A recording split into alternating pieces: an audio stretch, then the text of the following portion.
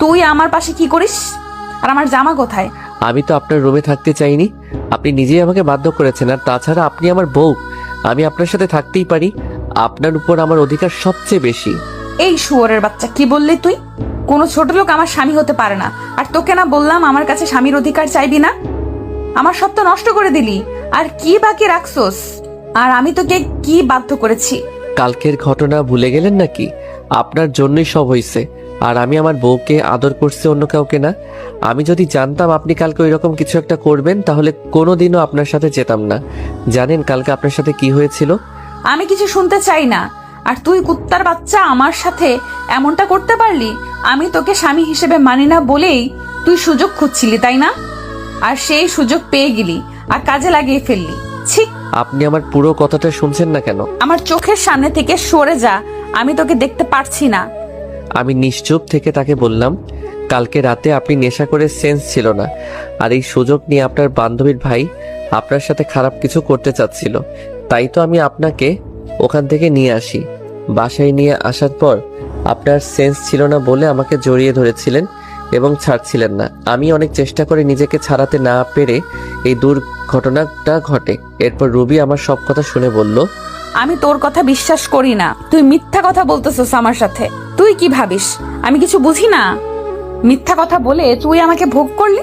সত্যি কথা, আমি মিথ্যা বলতেছি না, আমাকে বিশ্বাস করুন। বিশ্বাস করি না ছোট লোকের বাচ্চা। তুই চলে যা আমার সামনে থেকে, আর কোনোদিনও আসবি না।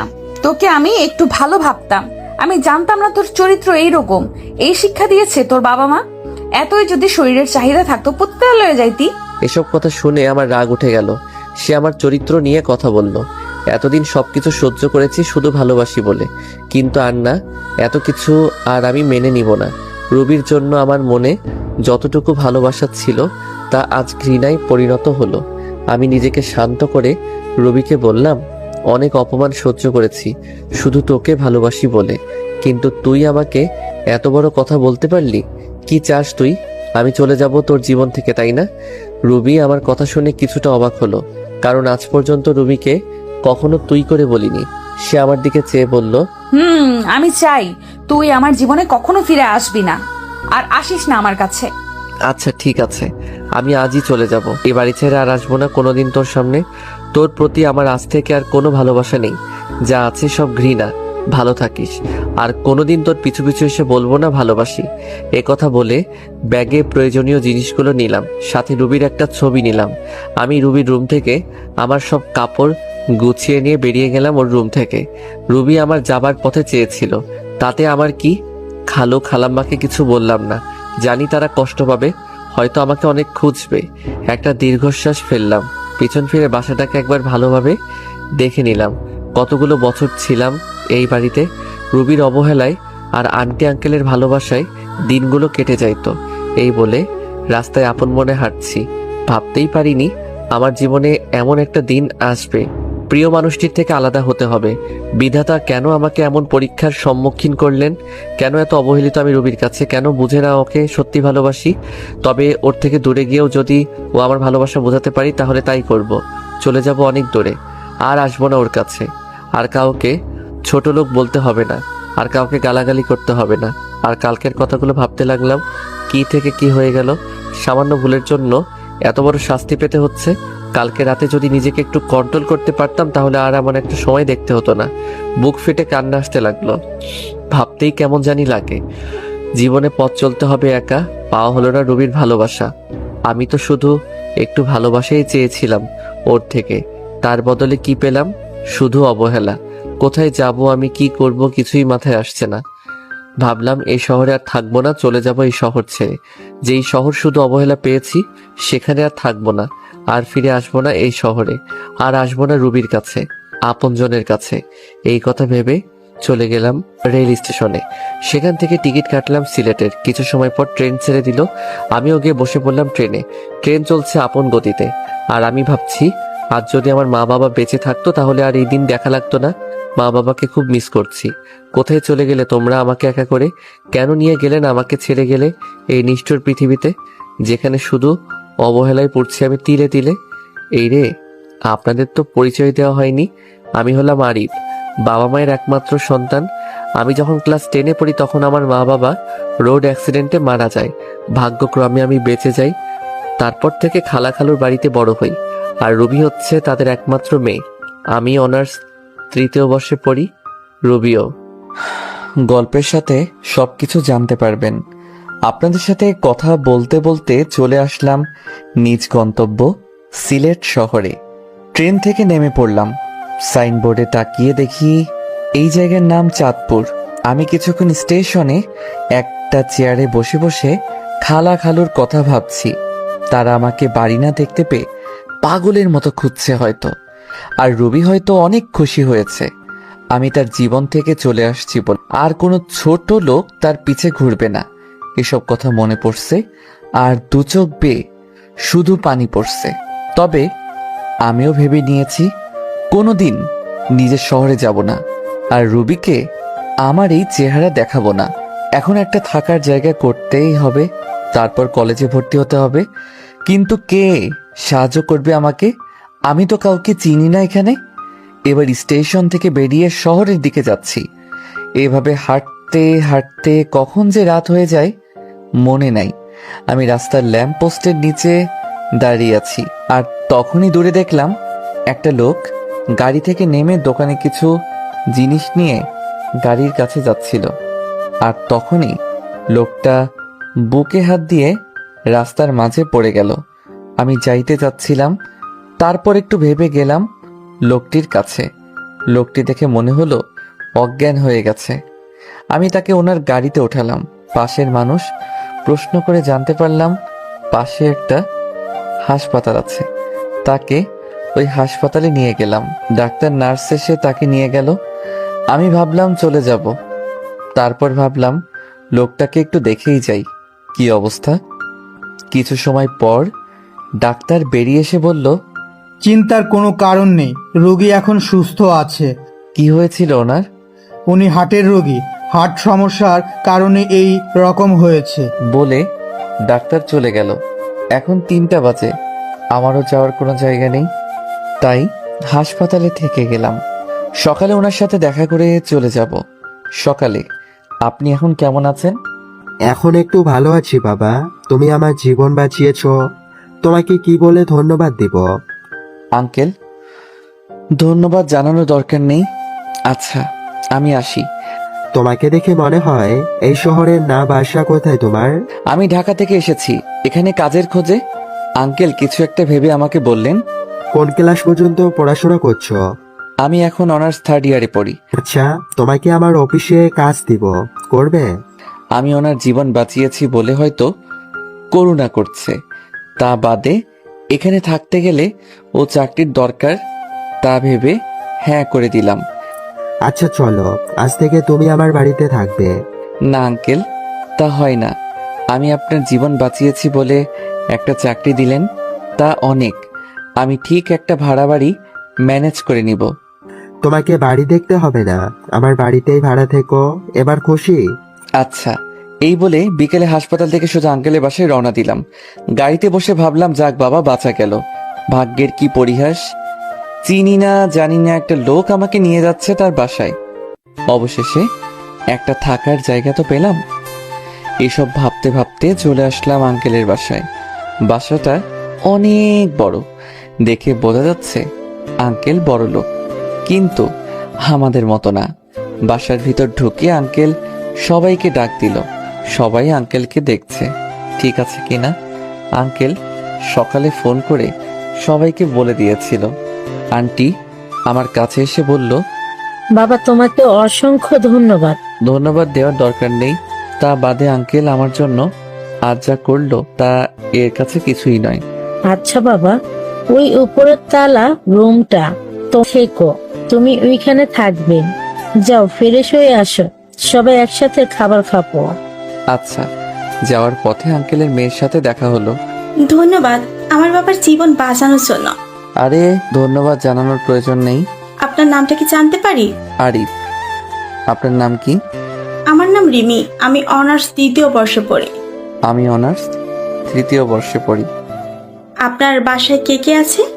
আমি এতিম, আমার কেউ নেই। এবার মেয়েটির দিকে তাকিয়ে দেখি মেয়েটি আমার দিকে এক দৃষ্টিতে তাকিয়ে আছে, হয়তো আমার উপরে মায়া হচ্ছে। তারপর উপরে গেলাম, ব্যাগটা বেডের উপর রেখে ফ্রেশ হতে গেলাম। ফ্রেশ হয়ে আসতে না আসতে আন্টির ডাক, খেতে ডাকছে। নিচে গিয়ে খাবার টেবিলে বসলাম, সবাই একসাথে খাচ্ছি। তখন আঙ্কেল বলল, তোমার তো এখনো পড়ালেখা শেষ হয়নি, তা পড়াশোনা ছেড়ে দিবে নাকি? না আঙ্কেল, চাকরির পাশাপাশি পড়াশোনা করব। তারপর রাতের খাবার খেয়ে রিমি আমার সাথে রুমে গেল। দুজনে মিলে রুমটা একটু গোছালাম। আসলেই রিমি মেয়েটা অনেক সুন্দর আর অনেক ভালো। তবে রিমি আমার দিকে একটু পরপর আর চোখে তাকাচ্ছে আর মিটমিট করে হাসছে। সকালে উঠে ফ্রেশ হয়ে হালকা নাস্তা করে রিমির সাথে তাদের কলেজে গেলাম। ভর্তির কাজ সব শেষ হলে 3টা ক্লাস করে বাইরে এসে দেখি রিমি আমার জন্য বাইরে দাঁড়িয়ে আছে। কেমন হলো আজকের ক্লাসগুলো? অনেক ভালো, আর কলেজটা অনেক সুন্দর, খুব ভালো লাগছে আমার। তারপর বাসায় চলে আসলাম। দুপুরে খাবার খেয়ে দিলাম একটা ঘুম থেকে উঠলাম বিকালে। তারপর রিমি আসলো আমার ঘরে। আরে রিমি, এখানে কেন? কেন আসতে পারি না বুঝি? আরে তোমার বাসা, তোমার ঘর, তুমি আসবে না তো কে আসবে? বলছিলাম কোনো দরকার ছিল নাকি, তাই বললাম। না, সেই রকম কিছু না, ভাবলাম তোমাকে নিয়ে একটু ঘুরতে যাব। আমি ভাবলাম এখানকার কিছুই তো চিনি না, তা ঘুরতে গেলে অনেক কিছু চিনা হবে, তাই হ্যাঁ বলে দিলাম। তারপর দুজনে মিলে বের হলাম ঘুরতে। রিমি নীল একটা শাড়ি পরেছে, দেখতে খুব সুন্দর লাগছে। মেয়েটার মনও ভালো। তারপর আমরা দুজন মিলে অনেক জায়গায় ঘুরলাম। কিছু খেয়ে বাসায় চলে আসলাম সন্ধ্যার দিকে। বাসায় এসে শুয়ে পড়লাম। মনে পড়লো ফোনের কথা, সেদিন বন্ধ করে রেখেছিলাম, ওইভাবে বন্ধ হয়ে আছে। ফোনটা হাতে নিয়ে ফোন থেকে সিম বের করলাম, সিমটা ভেঙে ফেললাম। তারপর আন্টি খেতে ডাকলো, খেতে গেলাম নিচে। সবাই একসাথে ডিনার করলাম। তারপর আমি চলে গেলাম আমার রুমে। আজকে তাড়াতাড়ি ঘুমাতে হবে, কালকে কলেজে যাব না, কালকে আঙ্কেলের সাথে তার অফিসে যাব কাজ বুঝে নিতে। এইভাবে ঘুমাতে যাচ্ছি, তাও ঘুম আসছে না। মনে পড়ে যাচ্ছে রুবির কথা। সে আমাকে যতই অবহেলা অপমান করুক না কেন, হাজার হয়েও সে আমার ভালোবাসার মানুষ। মানুষ প্রথম ভালোবাসার মানুষকে কখনো ভুলতে পারে না। আমার বেলাও তার বিকল্প হয় নাই। এই কথাগুলো ভাবছি আর চোখ দিয়ে পানি গড়িয়ে পড়ছে। এভাবে থাকতে থাকতে হারিয়ে গেলাম ঘুমের দেশে। চোখ খুলে দেখি 6টা বেজে গেছে। আমি উঠে ফ্রেশ হলাম, হয়ে রিমিদের ওখানে গেলাম। আসলে রিমিরা নিচে থাকে আর আমি দোতলায় থাকি। নিচে যেতে আন্টির সাথে বসতে বলল। বসে থাকতে থাকতে একসময় আঙ্কেলও চলে আসলো। সবাই একসাথে বসে সকালে নাস্তা সেরে ফেললাম। তা আরিফ, তুমি আজ থেকে অফিসে জয়েন করতে চাও? হ্যাঁ আঙ্কেল, আজ থেকেই যাব, আর অফিসের পাশে বসে পড়াশোনাও চালিয়ে যাব। এই বলে আঙ্কেল আর আমি বেরিয়ে পড়লাম বাসা থেকে অফিসের উদ্দেশ্যে। অফিসে গিয়ে আঙ্কেল সবাইকে ডাক দিলেন। সবাই আঙ্কেলের পাশে আসলেন। আঙ্কেল আমাকে দেখিয়ে দিয়ে বললেন, এর নাম আরিফ, এ এখন থেকে এখানে কাজ করে, আজ থেকে জয়েন্ট করলো। তারপর সবার সাথে আমি কুশল বিনিময় করলাম। এরপর আঙ্কেল ম্যানেজারকে বলে গেলেন আপনি কাজ বুঝিয়ে দিতে। ম্যানেজার সাহেব আমাকে একটা কেবিনে নিয়ে গেলেন এবং অফিসে কাজগুলো বুঝিয়ে দিয়ে চলে গেলেন। এই কাজ করতে করতে দুপুর হয়ে গেল। পিয়ন এসে বলে গেলেন আঙ্কেল নাকি ডাকছে। তাই আমি আঙ্কেলের কাছে গেলাম। স্যার আমাকে ডেকেছেন? আঙ্কেল রাগী গলায় বলল, তুমি আমাকে আঙ্কেল ডাকছো যে? এটা তো অফিস, এখানে আপনি আমার বস, তাই আঙ্কেল ডাকলে কেমন দেখায় না? তোমাকে ডাকছিলাম, আজ আর কাজ করতে হবে না, চলো বাসায় যাব, কাল থেকে এসো। আচ্ছা চলেন। এই বলে আমি আর আঙ্কেল বেরিয়ে পড়লাম অফিস থেকে বাসার উদ্দেশ্যে। বাসায় আসলাম, রুমে গিয়ে ফ্রেশ হয়ে নিচে আসলাম। তখনই দেখলাম রিমি আসছে কলেজ থেকে। রিমি গেল ফ্রেশ হতে। ফ্রেশ হয়ে আসলে সবাই একসাথে খাবো। তারপর আঙ্কেল, রিমি সবাই আসলো খাবার খেয়ে। আমি আমার রুমে গিয়ে ঘুমিয়ে পড়লাম। বিকেলে উঠে বাইরে গেলাম, নতুন সিম কিনতে হবে, আগের সিমটা নষ্ট করে ফেলেছি যাতে কেউ যোগাযোগ করতে না পারে। তারপর একটু ঘোরাঘুরি করে বাসায় এসে রিমিদের ওখানে গিয়ে রাতের খাবার খেয়ে চলে গেলাম রুমে। কাল আবার অফিসে যেতে হবে। এভাবেই কেটে গেল অনেক দিন। তাও আমার মন থেকে রুবিকে মুছে ফেলতে পারলাম না। যখনই তার কথা মনে হয় অনেক কষ্ট হয়। কি করব, ভালোবাসি যে তাকে। এখন আর রিমিদের ওখানে প্রয়োজন ছাড়া যাই না। এখন আমি নিজেই রান্না করে খাই, আর কতকাল মানুষের বাসায় খাবো। আমার জন্য যা করেছে সেটাই অনেক। রিমিদের বাসায় যাই না দেখে রিমি প্রতিদিনই কিছু না কিছু নিয়ে আসে আমার জন্য, বারণ করা সত্ত্বেও নিয়ে আসে। তবে রিমির ব্যবহার দেখে আমি খুব অবাক হই। মেয়েটা এত ভালো, আর মাঝে মাঝে রিমির আচরণ দেখে মনে হয় রিমি আমাকে খুব ভালোবাসে। আমার কখন কি লাগবে সবসময় চোখে চোখে রাখবে, কেয়ার করবে, মিষ্টি শাসন করবে। রিমির মিষ্টি শাসন আর কেয়ারগুলো খুব ভালো লাগে। কিন্তু আমি যে তাকে ভালোবাসতে পারবো না। আমার মন যে অনেক আগে একজনকে দিয়ে ফেলেছি। দূরে আছি তো কি হয়েছে, দূর থেকেও মানুষকে ভালোবাসা যায়। একদিন আমি কলেজে এক মেয়ে বান্ধবীর সাথে কথা বলেছি আর সামনে গেটের দিকে যাচ্ছি। মেয়েটা আমার খুব কাছের মনে করে। সে আমার হাত ধরে হাঁটছে আর তখনই দেখি সামনেই রিমি, কিন্তু তার চোখ দিয়ে অনবরত পানি বের হচ্ছে। আমি আমার বন্ধুর কাছ থেকে বিদায় নিয়ে যেই রিমির কাছে যাব, তখনই রিমি আমাকে অনেক জোরে একটা থাপ্পড় মারলো। থাপ্পড় মেরে রিমি চলে গেল বাসায়, আর আমি মাথা নিচু করে দাঁড়িয়ে আছি। চোখ দিয়ে 2 ফোঁটা নোনা জল বেরিয়ে আসলো। আবার সেই পুরনো কথা মনে করিয়ে দিল। রুবি ঠিক একইভাবে আমাকে চড় মেরেছিল। আমার এক খুব কাছেরই মানুষ। খুব কষ্ট পেয়েছিলাম তখন। রিমি আমাকে থাপ্পড় মারলো, তখন 1000 গুণ কষ্ট পেয়েছিলাম। কলেজের পর আমি আর রিমিদের বাড়ি যাইনি। একটা চায়ের দোকানে বসেছিলাম। বসে থাকতে থাকতে সন্ধ্যা হয়ে আসছে। রিমি আমাকে থাপ্পড় মেরেছে, এই জন্য আমি কষ্ট পাইনি। রিমি আমাকে থাপ্পড় মেরে আমার পুরনো কথা মনে করে দিয়েছে, তাই খুব কষ্ট হচ্ছে। তাই বসে আছি আর সিগারেট খাচ্ছি। হঠাৎ করে ফোনটা বেজে উঠলো। হাতে নিয়ে দেখি রিমি ফোন করেছে, বাসায় যেতে বলছে। তাই আর বসে থাকলাম না, বাসার দিকে রওনা হলাম। কিছুক্ষণ হাঁটার পর বাড়ি চলে আসলাম। দরজার কাছে এসে দেখলাম দরজা আগে থেকে খোলা। আরে চাবি তো আমার কাছে, দরজা কে খুললো? ভিতরে গিয়ে দেখি রিমি। তাহলে রিমি খুলেছে। আসলে বাড়িওয়ালার কাছে আরেক সেট চাবি ছিল। রুমে ঢুকতে রিমি বলে উঠলো, কোথায় ছিলে তুমি? জানো আমি কত কান্না করেছি তোমার জন্য, কত চিন্তায় ছিলাম। এবার রিমি দৌড়ে এসে আমাকে জড়িয়ে ধরে জোরে জোরে কান্না করে দিল। আমি তো বেশ অবাক হলাম। রিমি, তুমি কি করছো? ছাড়ো আমায়। না, ছাড়বো না। তুমি কিচ্ছু বোঝো না, আমি তোমাকে কতটা ভালোবাসি।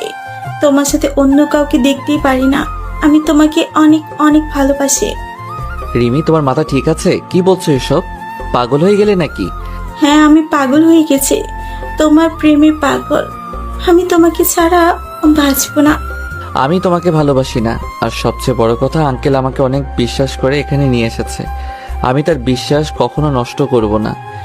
বাবার কথা বলছো? বাবাকে আমি বুঝিয়ে বলবো। তুমি যাই করো, আমি তোমাকে ভালোবাসতে পারবো না। তুমি যদি বেশি বাড়াবাড়ি করো তাহলে আমি এই বাড়ি ছেড়ে চলে যাব। না না, তোমাকে বাড়ি ছেড়ে যেতে হবে না, আমি চলে যাচ্ছি। এই কথা বলে রিমি কাঁদতে কাঁদতে চলে গেল।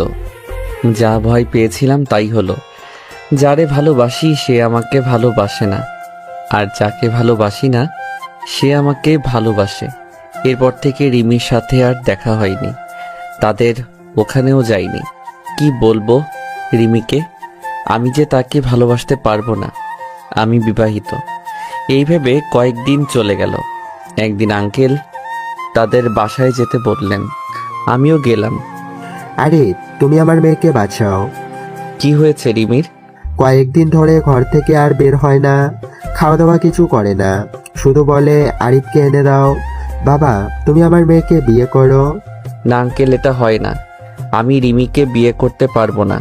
আপনি আমাকে যে উপকারটা করেছেন তা আমি জীবন দিয়ে হলেও শোধ করতে পারবো না। কিন্তু আমি জেনে শুনে আমার জীবনের সাথে আরও একটা জীবন নষ্ট করতে পারবো না। কেন বাবা, কি হয়েছে? আমাকে একটু খুলে বলো। আমি বললাম রিমিকেও ডাক দিতে।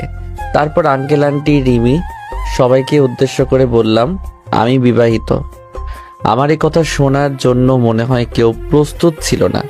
সবাই একসাথে বলে উঠল, কি? তুমি যে বললে তোমার কেউ নাই, তুমি এতিম, তাহলে?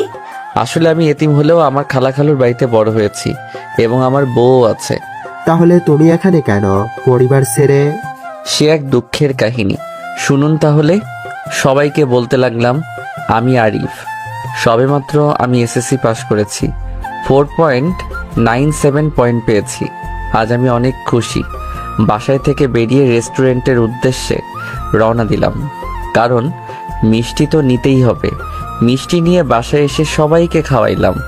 তারপর খাওয়া দাওয়া করে শুয়ে আছি। এমন সময় আমার ফোন চিল্লাচিল্লি করতেছে, মানে কেউ বা ফোন দিয়েছে। স্ক্রিনে তাকিয়ে দেখি মামুন ফোন দিয়েছে। রিসিভ করতেই, কিরে শালা, 4টা বাজতে চললো, আজ আড্ডায় আসবি না? ভুলেই গিয়েছিলাম। তোরা আয়, আমি আসছি। সবাই আসছে, তুই তাড়াতাড়ি আয়। আচ্ছা, 5 মিনিট অপেক্ষা কর। ওকে। তারপর ফোন কেটে দিয়ে আড্ডার দিকে রওনা দিলাম। আসলে মামুন, রহিম, মোকসেদ, নাজমুল আমরা প্রাইমারি থেকে পরিচয়। আমরা ফ্রেন্ড। আড্ডায় এসে আমরা সবাই কথা বলতে লাগলাম। হঠাৎ রহিম বলতে লাগলো, সবাই শোনো, আমাদের গার্লফ্রেন্ড আছে, কিন্তু আরিফ তো সে নেই। বেচারা সারা জীবন মনে হয় একই রকম থাকবে হিজড়া হয়ে। হয় মনে হয়। শালারা, দেখ আমি কি করি, তোদের গার্লফ্রেন্ডদের ফোন দিয়ে কি বলি। দোস্ত দোস্ত, না রে, না রে, এবারের মতো মাফ করে দে, আর হবে না। ওকে, মনে থাকে যেন। সেই সময় আম্মুর ফোন আসলো। আমি ফোন বের করে বললাম, হ্যাঁ আম্মু বলো। তুই কোথায় আছিস? এই তো বন্ধুদের সাথে আড্ডা দিচ্ছি। এখন আর আড্ডা দিতে হবে না, বাসায় আয়, দরকার আছে। আচ্ছা। বন্ধুর কাছ থেকে বিদায় নিয়ে বাসায় আসলাম। এসে ফ্রেশ হয়ে খাবার টেবিলে বসলাম। তোর তো পরীক্ষা শেষ, আর তোর আব্বু অনেকদিন পর ছুটি পেয়েছে, তাই ভাবলাম তোর খালার বাড়ি থেকে ঘুরে আসবো। কি বলিস? আমার যে কি আনন্দ হচ্ছে, খালার বাড়ি যাব। আপনারা ভাবছেন খালার বাড়ির কথা শুনে এত আনন্দ হচ্ছে কেন? কার সেখানে গেলে আমার খালাতো বোন রুবির সাথে দেখা হবে, কারণ ওকে আমি ছোট্টবেলা থেকেই পছন্দ করি। আচ্ছা, কবে যাব আমরা?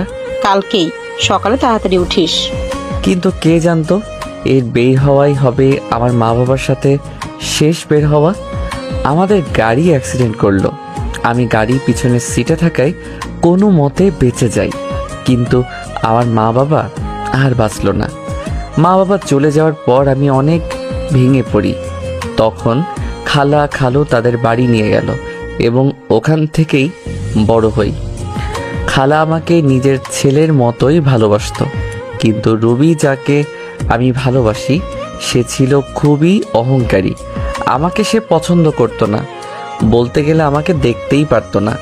আমাকে অনেক অবহেলা করে, কলেজে যেও আমার সাথে খারাপ ব্যবহার করে। এভাবে দিন পার করতে লাগলাম। এখন আমি ভার্সিটিতে পড়ি। একদিন আমার বন্ধু আমাকে বলে সে একটা মেয়েকে পছন্দ করে। আমাকে একটা লাভ লেটার দিয়ে বলল ওই মেয়েটাকে দিতে। আমার আবার ওই মেয়েটার সাথে ভালো সম্পর্ক ছিল, তাই লাভ লেটারটা নিয়ে ওই মেয়েকে ডাক দিয়ে চিঠিটা ওর হাতে দিলাম। সে সময় রুবি পাশ দিয়ে যাচ্ছিল। এসব দেখে মেয়েটার হাত থেকে চিঠিটা নিয়ে, তো সাহস কি করে হয় ওই মেয়েকে প্রেমপত্র দেওয়ার? আমি ইচ্ছা করে দেইনি। তোকে আর কিচ্ছু বলতে হবে না। তোদের মতো কিছু ছেলের জন্যই আজকে মেয়েরা সমাজে অবহেলিত। কয়েকদিন পর ভার্সিটিতে এসেই মেয়েদের প্রেমপত্র দেওয়া শুরু। জানি না সামনে আর কি করবি। তোকে দেখে তো মনে হয় একদম নিষ্পাপ বাচ্চা, কিন্তু তুই যে এমন একটা কাজ করবি তা তোকে দেখে কেউই বুঝতে পারবে না। আর শোন, আর কখনো কোনো মেয়ের সাথে এরকম করবি না। মাথা নিচু করে দাঁড়িয়ে আছি। অনেক ছাত্রছাত্রী দাঁড়িয়ে আমাকে দেখছে। কোনো কিছু না করে ও এইভাবে সবার সামনে অপমানিত হলাম। অবশ্য রুবির কাছ থেকে অপমানিত হওয়া আমার কাছে নতুন কিছু নয়। সেই ওর বাড়িতে আসার পর থেকেই অপমানিত হয়ে আসছি, বাবা মা মারা যাওয়ার পর থেকে। সরি বন্ধু, আমার জন্য তোর এমনটা হলো। আরে এসব কিছু মনে করিনি, চল। কলেজ থেকে বের হয়ে আসলাম আর ভাবতে থাকলাম রুবি কেন আমার সাথে এরকম আচরণ করে। বাসায় গিয়ে কিছু খেয়ে ঘুমিয়ে পড়লাম। পরের দিন ঘুম থেকে উঠতে একটু দেরি হয়ে গেছিল, তাই ভার্সিটি যেতে একটু দেরি হলো। কি ব্যাপার, এত দেরি হলো কেন? সরি স্যার, আর হবে না। আচ্ছা যাও। ক্লাস শেষ করে বাসায় চলে আসলাম। রুবি আমি এক ক্লাসেই পড়ি, কিন্তু ও আমার সাথে কথা বলে না, মনে হয় চিনেই না আমাকে। বাসায় আসতে আসতে 2টা বেজে গেল। বাসায় এসে দুপুরে খাবার খেয়ে ঘুমাতে গেলাম। বিকেলে বাহির থেকে ঘুরে এসে পড়তে বসলাম। 10টার দিকে খাবার খেয়ে ঘুমিয়ে গেলাম। ঘটনা ঘটলো সকালে। হারিফ শোন, তোরা এখন অনেক বড় হয়ে গিয়েছিস। আমি আর তোর খালু চাই তোকে রুবির সাথে বিয়ে দিতে। তোর কোনো আপত্তি আছে? আমি ভাবলাম সকালে আজ কার মুখ দেখে উঠেছিল যে খালা নিজে এসে বিয়ের কথা বলছে। আমি যেহেতু রুবিকে পছন্দ করি প্লাস ভালোবাসি, তাই আর না করলাম না। ভাবলাম রুবি ঠিক একদিন আমাকে ভালোবাসবে, আমার কোনো আপত্তি নেই। কিন্তু রুবি কি এই বিয়ে করতে রাজি হবে? সেটা তুই আমাদের উপর ছেড়ে দে। তারপর খালাম্মা চলে গেল। আমি জানতাম রুবি এই বিয়ে মানতে চাইবে না, কিন্তু খালা খালুর জোড়াজড়িতে হ্যাঁ বলে দিছে। দেখতে দেখতে আমাদের বিয়েটাও ভালোভাবে হয়ে গেল। আমি এখন যাচ্ছি বাসর ঘরে। ঘরে গিয়ে দেখলাম রুবি খাটের উপরে বসে আছে। আমি কিছুটা সাহস নিয়ে গেলাম তার কাছে। যেই খাটে বসলাম আর রুবি বলতে শুরু করলো, এই ছোট লোকের বাচ্চা, আমার কাছে একদম আসবি না, এখান থেকে চলে যা। রুবি, আমরা তো এখন স্বামী স্ত্রী। আমি তোকে স্বামী হিসেবে মানি না। আর তুই কি ভাবলি তোর মতো ছোট লোককে আমি বিয়ে করতে রাজি হব? হ্যাঁ, বাবা মায়ের জোরাজোরিতে এই বিয়ে করছি। রুবি, আমি তোমাকে অনেক ভালোবাসি, প্লিজ তুমি আমাকে মেনে নাও। দেখো, আমি তোমাকে অনেক সুখেই রাখবো। তোর মতো ছোট লোককে আমি ভালোবাসবো কোনো প্রশ্নেই আসে না। আর তুই কোনো দিন আমার কাছে স্বামীর অধিকার খাটাতে আসবি না। আর শোন, এই কথাগুলো মা বাবা যেন জানতে না পারে। যা, মেঝেতে গিয়ে শুয়ে পড়। আমি একটা বালিশ নিয়ে নিচে শুয়ে পড়লাম। আমি জানতাম রুবি আমাকে মানবে না, কিন্তু কিছুদিন পর সব ঠিক হয়ে যাবে এই আশা নিয়েই থাকা। কিন্তু আমার ধারণা ভুল। দিন যাচ্ছে আর রুবি আমার প্রতি আরো খারাপ ব্যবহার করছে। রুবি কাপড় চেঞ্জ করছিল, আমি জানতাম না। হুট করে রুমে ঢুকতেই, এই কুত্তার বাচ্চা, রুমে আসতে গেলে নক করে আসতে বলছি না? না মানে আপনাকে খাওয়ার জন্য ডাকতেছে। এদিকে আয়। আমি ওর একটু কাছে গিয়ে দাঁড়ালাম। ঠিক তখনই রুবি আমাকে ঠাস ঠাস করে দুই গালে দুইটা থাপ্পড় মারলো। থাপ্পড়গুলো অনেক জোরে মারলো, তাই ঠোঁট কেটে রক্ত বের হতে লাগলো আর আমার চোখ দিয়ে পানি ঝরতে লাগলো। ভীষণ ব্যথা করতেছে। এরপর যদি রুমে আসিস তাহলে নক করে আসবি। যত সব ছোট লোক। এখন যা, আমি আসতেছি। আমি কিছু বললাম না। এইটা আমার সাথে শুধু আজকে ঘটেছে তা না, প্রতিদিনই আমার সাথে এইরকম করে রুবি। ঠোঁটে ভীষণ ব্যথা করতেছে। ওয়াশরুমে গিয়ে ঠোঁটের রক্তগুলো মুছতে চাইতেছি, কিন্তু হাত লাগাতে পারছি না। ভীষণ ব্যথা করতেছে। কোনো মতে ফ্রেশ হয়ে নিচে চলে আসলাম। নিচে গিয়ে দেখি রুবি খাওয়ার টেবিলে বসে আছে। আমিও গেলাম। আরিফ, এই দিকে আসো। জি খালু, বলেন। দাঁড়িয়ে আছো কেন? কি বসো, আমরা একসাথে খাবো। আমি রুবির দিকে তাকালাম। ও আমার দিকে আগুন চোখে তাকিয়ে আছে। আমি কিছু বললাম না। এখনো দাঁড়িয়ে আছি। কি হয়েছে আরিফ? তোকে বসতে বললো না? আসলে খালা আমাকে তুই করেই বলে। আমাকে নিজের ছেলের মতো ভাবেন। আমি এখনো দাঁড়িয়ে আছি আর রুবির দিকে চেয়ে আছি। রুবি শুধু রাগে ফুঁসতেছে। আরিফ, তোমাকে আমি বসতে বলেছি, তুমি দিন দিন অবাধ্য হয়ে যাচ্ছ। খালু, বসতেছি। আমি যখন বসতে যাব তখনই রুবি চেয়ার থেকে উঠে দাঁড়িয়ে যায় আর বলতে লাগলো, এই ছোট লোকের সাথে আমি এক টেবিলে বসে খেতে পারবো না। তোমাদের মন চাইলে তোমরা খাও। কিসের ছোট লোক? ভুলে যাস না রুবি, আরিফ কিন্তু তোর স্বামী। কিসের স্বামী? আমি মানি না। এই বলে রুবি না খেয়ে চলে গেল। খালা খালু দুইজন আমার দিকে অসহায় দৃষ্টিতে তাকিয়ে আছে। আমি মুচকি হেসে বললাম, খালু, আমি কিছু মনে করিনি রুবির কথায়। একদিন সব ঠিক হয়ে যাবে ইনশাল্লাহ। তাই যেন হয় বাবা। হায়, তোকে আমি নিজ হাতে খাইয়ে দে।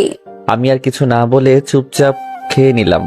এরপর রুমে চলে আসলাম। রুমে এসে দেখি রুবি খাটে শুয়ে আছে। আমি সোফায় গিয়ে শুয়ে পড়লাম। আব্বু আম্মুর কথা খুব মনে পড়তেছে। আজকে যদি ওরা বেঁচে থাকতো তাহলে আর আমাকে এইরকম দিনগুলো দেখতে হতো না। আব্বু আম্মুর জন্য খুব খারাপ লাগতেছে, চোখে পানি চলে আসছে। তবে খালা খালু মাঝে আমি আমার মা বাবাকে দেখি, তারা আমাকে অনেক ভালোবাসে। কথাগুলো ভাবতে ভাবতে ঘুমিয়ে গেলাম। ফজর নামাজের আজান শুনে ঘুমটা ভেঙে গেল, তাই উঠে ফ্রেশ হয়ে নামাজ পড়ার জন্য মসজিদে গেলাম। চারদিকে হালকা হালকা আলো ফোটা শুরু করেছে। এরপর নামাজ পড়ে মোনাজাত করতে লাগলাম আব্বু আম্মুর জন্য। এক পর্যায়ে মনে পড়ে ছোটবেলার কথা। আব্বুকে ঘোড়া বানিয়ে তার পিঠে চওড়া, আব্বুর সাথে স্কুলে যাওয়া, কান্না চলে এসেছে। বলতে লাগলাম, কেন তোমরা আমাকে একা করে চলে গেছো? তোমাদের সাথে নিলে না কেন? কেন রেখে গেলে এই নিষ্ঠুর পৃথিবীতে, যেখানে মা বাবা ছাড়া আর কেউ আপন নয়? কেন হলো আমার সাথে এইরকম? কেন আমাকে অবহেলা করে? কেন কেন? কথাগুলো বলতে লাগলাম আর কান্না করতে লাগলাম। এরপর বাসায় চলে আসলাম। বাসায় ঢোকার সময় খালা আমাকে তাদের রুম থেকে ডাক দিলেন। রুমে গিয়ে দেখি খালা নামাজের বিছানায় বসে আছেন। আমি গিয়ে খালার পাশে বসলাম। আমার মাথায় হাত রাখলেন। রুবি তোকে খুব কষ্ট দেয় তাই না রে? মুচকি হেসে বললাম, ও এমন কিছু না খালা, ভালোবাসার মানুষটার তাই তো কষ্ট দেয়, অন্য কেউ তো আর না। আমি সব বুঝি রে বাবা, তোর জন্যই খুব কষ্ট আমার। মেয়েটা কেন তোর সাথে এমন করে কিছু বুঝি না। কষ্ট এখন আর হয় না খালা, কষ্টগুলো এখন সহ্য করতে শিখে গেছি। দেখিস রুবি একদিন তোকে ভালোবাসবে। হুম। আচ্ছা তুই এখন রুমে যা, আর শোন রুবিকে ডেকে তোল, আমি নাস্তা তৈরি করতেছি। আচ্ছা খালা। এরপর রুবিকে ডাক দেইনি, কারণ ওকে ডিস্টার্ব করলে আবার আমার কপালে খারাপই আছে। ভালোবাসি তাই ওকে কিছু বলতেও পারি না। রুবিকে না ডেকে আমি কলেজে যাওয়ার জন্য রেডি হয়ে নিলাম। এরপর আবার নিচে চলে গেলাম, গিয়ে দেখি রুবি নিচে নাই। খালা, রুবি কই? কেন তোকে না বললাম ও ঘুম থেকে ডেকে তুলতে? ও খালা, ভুলে গেছি। আচ্ছা গিয়ে নিয়ে আয়। এরপর আমি রুবিকে ডাকতে চলে গেলাম। এরপর ডাক দিলাম কিন্তু কোনো উত্তর দিল না। আবার ডাক দিলাম, এরপর ওপার থেকে রুবি বলল, কি হয়েছে? সকালবেলা তো চিল্লাচিল্লি করছিস কেন? আপনাকে আন্টি ডাকছে, তাড়াতাড়ি নিচে আসতে, কলেজে যেতে হবে, পরে কিন্তু দেরি হয়ে যাবে। যা তো তুই, আমি আসতেছি, আর ডিস্টার্ব করবি না আমাকে। এরপর আমি আর কিছু না বলে চলে আসলাম। নিচে গিয়ে আমি নাস্তা করে নিলাম। এরপর রুবি নিচে আসতে লাগলো। আজকে খুব সুন্দর লাগতেছে, গোলাপি রঙের একটা ড্রেসে, কানের ফুল, চুড়ি আর হালকা লিপস্টিক, আর সব মিলিয়ে জাস্ট অসাম লাগতেছে। আমার হা করে তাকিয়ে থাকা দেখে রুবি আমাকে বলল, কুত্তার মতো এভাবে তাকিয়ে আছিস কেন, শুয়োরের বাচ্চা? রুবির কথাটি সোজা গিয়ে আমার বুকে লাগলো। কি এক কপাল নিয়ে পৃথিবীতে এসেছি, নিজের বউয়ের দিকে তাকালেও গালি শুনতে হয়। ওই সময় শুধু চোখে পানি ছলছল করতেছে। আদিক্ষেতা না করে গাড়ি বের কর, কলেজে যাব। আমি আর কিছু না বলে গাড়ি বের করে রুবির জন্য অপেক্ষা করতে লাগলাম। কিছুক্ষণ পর রুবি আসলো। এরপর আমরা কলেজে চলে আসলাম। তুই গাড়ি পার্ক করে ক্লাসে চলে যা। যদি কোথাও যাস বা কারোর সাথে কথা বলিস তাহলে তোর অবস্থা খারাপ করে দিব। আমি শুধু মাথা নাড়ালাম। আমি খেয়াল করলাম ওর বান্ধবী ওকে বলতে লাগলো, রুবি তুই সব সময় আরিফের সাথে এই রকম করিস কেন? ছেলেটা কত স্মার্ট আর খুব ভালো, তাহলে কেন সব সময় অবহেলা করিস, কেন খারাপ আচরণ করিস? আর বড় কথা, ও এখন তোর স্বামী, তবুও কেন ওর সাথে খারাপ ব্যবহার করিস? কিসের স্বামী? হ্যাঁ, আর তোকে আমি বলে রাখলাম কোনো দিনও আমাকে কিছু শেখাতে আসিস না। আর এত যদি দরদ হয় তাহলে তুই ও ছোট লোকটাকে বিয়ে করে নে, তাহলে আমিও উদ্ধার হব। আমিও তো চাই, কিন্তু জানি ও তো তোকে ভালোবাসে।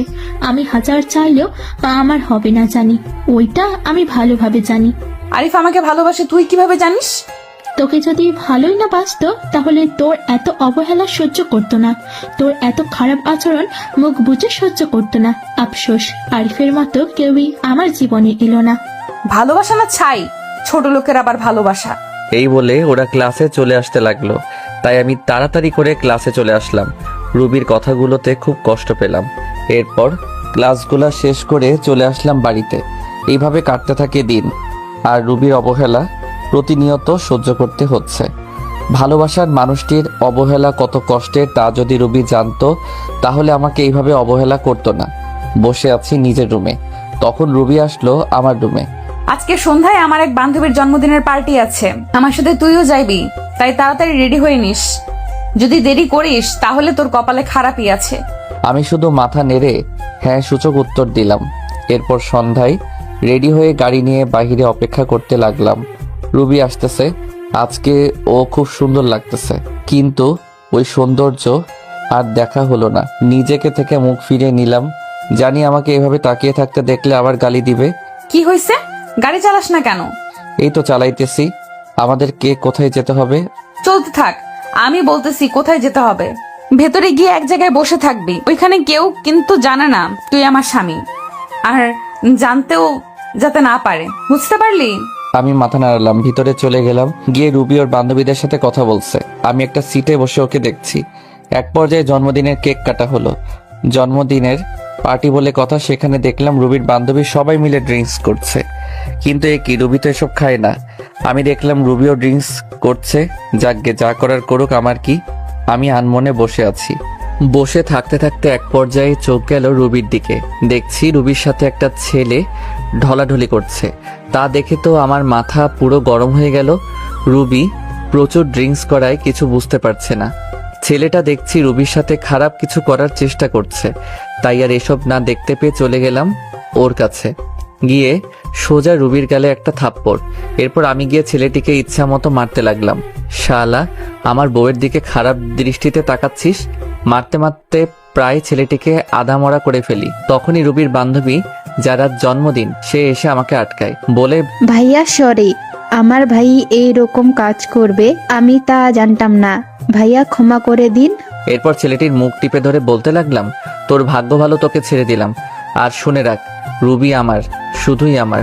ওর দিকে যে চোখ তুলে তাকাবে আমি ওর চোখ উপড়ে ফেলবো। Mind it.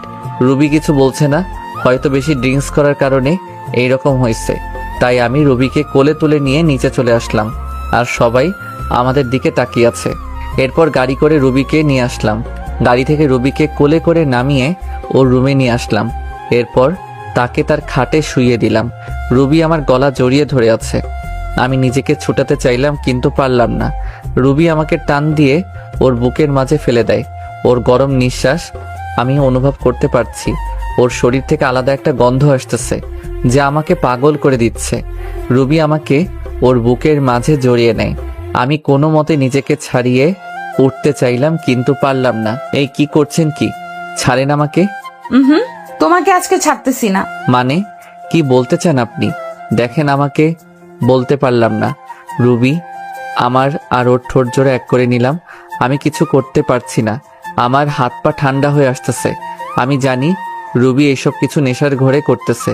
আমার এইরকম করা ঠিক হবে না, তাই নিজেকে ছুড়াতে চাইলাম, কিন্তু পারতেছি না। রুবি আমাকে এখনো খুব জোরে জড়িয়ে ধরে আছে, আর আমার ঠোঁট চুষতেছে। আমিও ধীরে ধীরে দুর্বল হতে লাগলাম। আমিও রুবির ডাকে সাড়া দিলাম।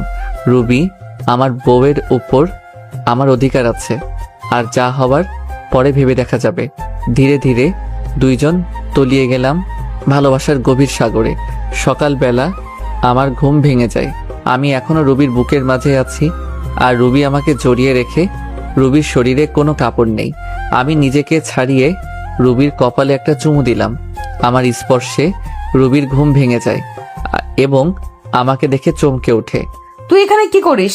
আমার পরনের কাপড় কোথায়? এরপর তো সবকিছু আপনারা জানেন কি হলো আমার সাথে, আর না জানলে দেওয়া আছে, গিয়ে জেনে আসুন। এরপর আমার সাথে রুবি কি করলো, আমি কেন বাসা ছেড়ে চলে আসলাম, সবকিছু আঙ্কেল, আন্টি, রিমি সবাইকে বললাম।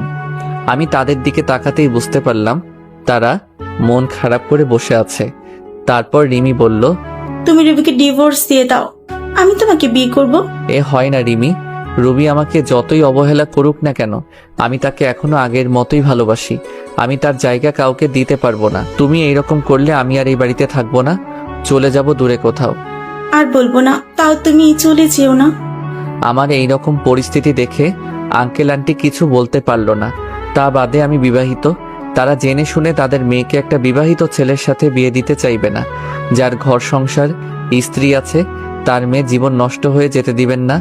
আমি এরপর ওদের বাসা থেকে চলে আসলাম, আর যাইনি ওদের বাসায়। এইভাবেই দেখতে দেখতে 5 বছর চলে গেল। এখন আমার পড়ালেখা শেষ। এখন আঙ্কেলের অফিসে চাকরি করি। অনেক ভালো ভালো কোম্পানি থেকে চাকরির অফারও আসছিল, কিন্তু না করে দিয়েছি। কারণ এই শহরে প্রথম যখন আসি তখন এই আঙ্কেল এই অফিসে চাকরি দিয়েছিল। কেন জানি এক মায়া সৃষ্টি হয়ে গেছে, চাইলেও আর যেতে পারি না। তবে এই অফিসে এখন অনেক বড় পদে আমি আছি। সেদিনের পর থেকে রিমি আর কখনো ভালোবাসার কথা বলে না। আগের থেকে রিমির সাথে আমার আরো ভালো সম্পর্ক তৈরি হয়েছে, তবে সেটা বন্ধুত্বর। রিমি পড়াশোনা শেষ করায় সেও এখন আমার এই অফিসেই কাজ করে, এমডির পদে। তার বাবার পরিবর্তে সে এই অফিসের এমডি। আমরা প্রতিদিন একসাথে করেই অফিসে যাই। আজ আমি প্রতিষ্ঠিত, আমার কোনো চিন্তা, কোনো চাপ নেই, আর কোনো অবহেলা নেই, কারো অপমান, আর কেউ ডাকে না ছোট্ট লোক বলে, কারো হাতে থাপ্পড় খেতে হয় না। তবে এই কয়েক বছরে আমার কয়েকবার রবির কথা মনে পড়ে। এমন কোনো রাত নেই যে আমার রবির কথা মনে পড়ে নাই। তবে নিজেকে এখন মানিয়ে নিতে শিখেছি। এমনিভাবে আমার দিন যেতে লাগলো। একদিন আঙ্কেল অফিসের সবাইকে এক জায়গায় করলেন, আর বলতে লাগলেন, এবার আমরা একটা বড় ধরনের প্রজেক্ট পেয়েছি, প্রায় 2 কোটি টাকার। তাই এই কাজটা আমি আরিফকে দিতে চাই। আরিফ, তুমি কালকে বেরিয়ে পড়ো। প্রজেক্টের কাজটা ঢাকায়। ঢাকা কথাটা শুনে আমার মাথা ধরে গেল। আমি বলতেও পারছি না যে এই কাজটা আমি করতে পারবো না, এত বড় প্রজেক্ট যে, তাই কিছু বললাম না। বাসায় এসে শুনলাম রিমিও যাচ্ছে আমার সাথে এই প্রজেক্টের কাজে। আঙ্কেল বলল, তোমাকে ওখানে থাকার কোনো চিন্তা করতে হবে না। রিমির ফুপুর বাড়ি ওখানেই তোমরা থাকবে কাজ শেষ না হওয়া পর্যন্ত। সকালে বের হব, তাই রাতে সবকিছু গুছিয়ে নিলাম এবং ঘুমিয়ে গেলাম। সকালে রিমি আর আমি রওনা হলাম ঢাকার উদ্দেশ্যে। রেল স্টেশনে গিয়ে টিকিট কাটলাম, সিলেট টু ঢাকা। কখনো ভাবতে পারিনি যে আবার ফিরবো ঢাকা। ভেবে নিয়েছিলাম আর কখনো যাব না, কিন্তু কি করার, ভাগ্যের যে লেখা আছে তাই হবে। রবি হয়তো আজ নতুন সংসার করতেছে, আমার কথা ভুলেই গেছে। এবার রিমি আর আমি ট্রেনে উঠলাম, গিয়ে বসে পড়লাম নিজের সিটে। ট্রেন চলছে আপন গতিতে। ভাবতে ভাবতে কখন যে ঢাকায় পৌঁছে গেছি খেয়ালই করলাম না। প্রাণের শহর ঢাকা শহর। আজ 5 বছর পর আসলাম। 5 বছর কেটে গেল, আজ আবারও ঢাকা ফিরছি। সবকিছু অচেনা মনে হচ্ছে। দেরি না করে সোজা রওনা দিলাম রিমির ফুপুর বাসায়। আমাকে দেখে চিনতে পারিনি, আর চিনবেই বা কি করে। আমার পাশে রিমির দিকে তাকিয়ে দৌড়ে চলে আসলো রিমির কাছে। রিমিকে ধরে বলল, মা, তুমি যে আসবে আমি কখনোই কল্পনা করতে পারিনি। সেই ছোট্টবেলায় এসেছিলি, আর তো একবারও আসিসনি। আমাদের কথা মনে পড়ে না বুঝি? যা ফ্রেশ হয়ে আসো, আমি খাবার বেড়ে দিচ্ছি। আর হ্যাঁ, তোর পাশের ছেলেটা কে রে? ও আমাদের অফিসে কাজ করে, আর আমরা অফিসের একটা প্রজেক্টের জন্য এখানে এসেছি। ফ্রেশ হয়ে সবার সাথে দুপুরে খাবারটা খেয়ে শুয়ে আছি। এমন সময় রিমি এসে বলল, বিকেলে ফ্রি আছো? জবাবে হ্যাঁ অবশ্যই, তাছাড়া এখন তো আমার কোনো কাজ নেই, ফ্রি তো থাকবই। বলছিলাম কি ফুপু, বিকালে একটু ডাক্তারের কাছে যাবে? একা একা যাবে না, তাই আমাকে নিতে চাচ্ছে আমার সাথে, যদিও তুমিও যাও। আরে সমস্যা নেই, আমি তো ফ্রি আছি, গেলাম না হয় তোমার সাথে, সময়টাও কেটে যাবে। একা একা থাকতে কি আর ভালো লাগে? আচ্ছা, তুমি এখন রেস্ট নাও। বিকেলে রিমি একটা আকাশি কালারের শাড়ি পরছে, কাচের চুড়ি হাতে, চোখে কাজল দিয়ে আমার সাথে বের হয়েছে। ওকে দেখলে যে কোনো মানুষ প্রেমে পড়ে যাবে। ওকে দেখে রুবির কথা খুব মনে পড়ে গিয়েছে। যথারীতি ডাক্তারের চেম্বারে পৌঁছে গেলাম। রিমির ফুপুকে ডাক্তার দেখা শেষ, তারপরে চেম্বার থেকে বের হব, এমন সময়ে একজন শাড়ি পরা নারীর সাথে ধাক্কা খেলাম। এই যে মিস্টার, দেখে শুনে চলতে পারেন না? কণ্ঠটা খুব পরিচিত মনে হলো। পিছন ফিরে তাকাতে বড়সড় ধাক্কা খেলাম। মনের কষ্টটা আবার জেগে উঠল। এই যে রুবি সামান্য একটু পরিবর্তন হয়েছে, শুধু মেয়েদের বয়স ধরা খুব মুশকিল। তার নজর আমার দিকে পড়তেই অবাক দৃষ্টিতে তাকায় আমার দিকে, চোখ জোড়া ছলছল করতেছে। আরো অবাক হলাম, তার হাতে 3-4 বছরের একটা ছেলে, একদম রুবির মতো দেখতে হয়েছে। রুবির চোখ থেকে পানি পড়তেছে, আমি একদম স্পষ্ট দেখতে পাচ্ছি। এখানে বেশিক্ষণ থাকা যাবে না, তাহলে আমি যে আবার মায়ায় জড়িয়ে যাব। তাকে সরি বলে রিমিকে নিয়ে দ্রুত চেম্বার থেকে বেরিয়ে পড়লাম। এত বছরের কষ্টগুলো আমার ভেসে উঠল মনের ভিতর। নিজেকে কিছুতেই সান্ত্বনা দিতে পারছি না।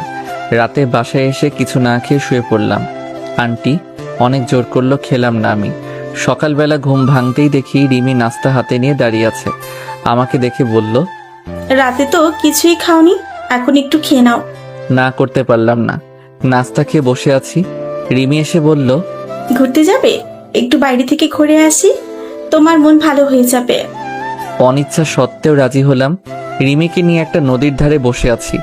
গাছপালা সমৃদ্ধ এই নদীর ধার।